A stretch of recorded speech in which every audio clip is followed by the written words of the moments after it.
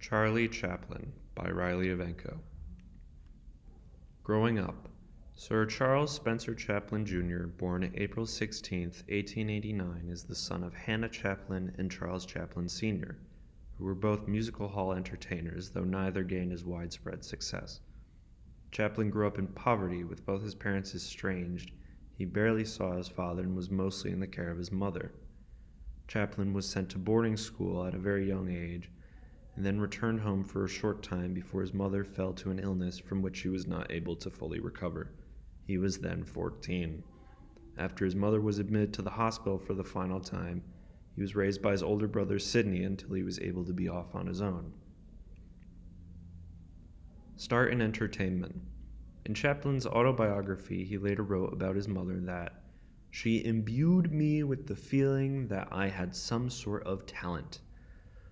Through his father's connections as a performer, Chaplin became a member of the 8 Lanchester Lads clog dancing troupe, with whom he toured English music halls throughout 1899 and 1900, then later found a home touring with Fred Carno Repertoire Company.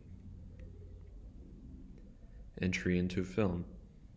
During his tour on stage, a representative from Keystone saw Chaplin perform and thought he would be a good fit to add to their catalog of actors.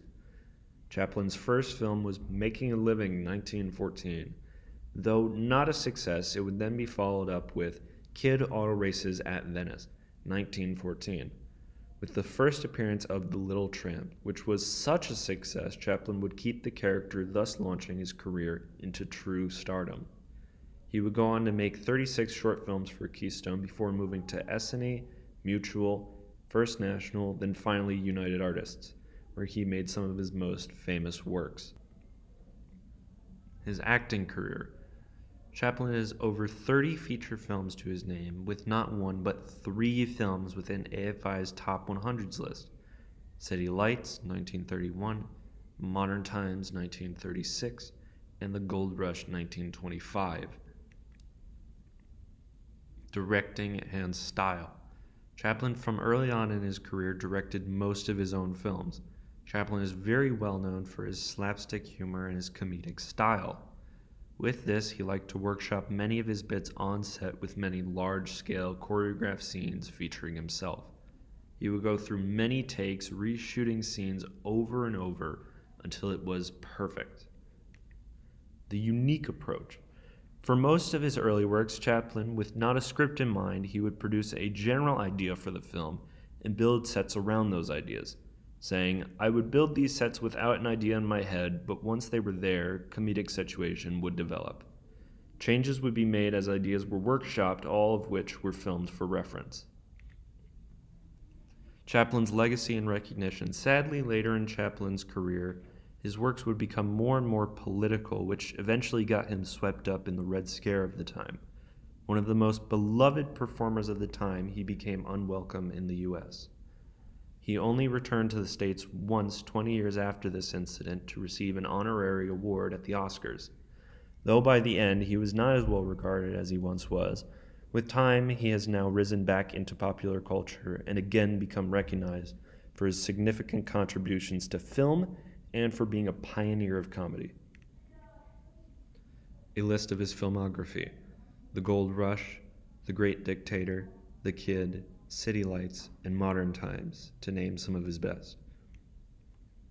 The Kid, 1921, a silent film about the little tramp who discovers a little orphan and brings him up but is left desolate when the orphanage reclaims him. The tramp cares for an abandoned child, but events put that relationship in jeopardy. Chaplin directed, produced, and starred in this film, as well as composed the score. This was Chaplin's first full-length feature film. Chaplin was in the middle of a mental block due to his unhappy marriage with Mildred Harris, then the birth of his son that died a few days later. During a time of great distress, he came up with the heartfelt story about being a surrogate father to an abandoned child. The film is currently 100% fresh on Rotten Tomatoes. The Great Dictator, 1940. A Jewish barber spends years in an army hospital recovering from his wounds. Unaware of the simultaneous rise of fascist dictator Adolf Henkel, and his anti-Semitic policies. When the barber returns to his quiet neighborhood, he is stunned by the brutal changes and recklessly joins a beautiful girl and her neighbors in rebelling. The film was well received in the United States, though this was early in the war, so many countries banned the film to maintain neutrality. Later into the war, the film gained more popularity, widespread acceptance as a propaganda film. Chaplin made this film as a clear political statement about the war going on, though Chaplin stated that he would not have made the film if he had known about the true extent of the horrors of the Nazi concentration camps at the time. The film was nominated for 5 Academy Awards and was Chaplin's most critically successful film. The film is currently at 93% fresh on Rotten Tomatoes. That is the end of the presentation. Here's the works cited. Thank you very much and have a good day.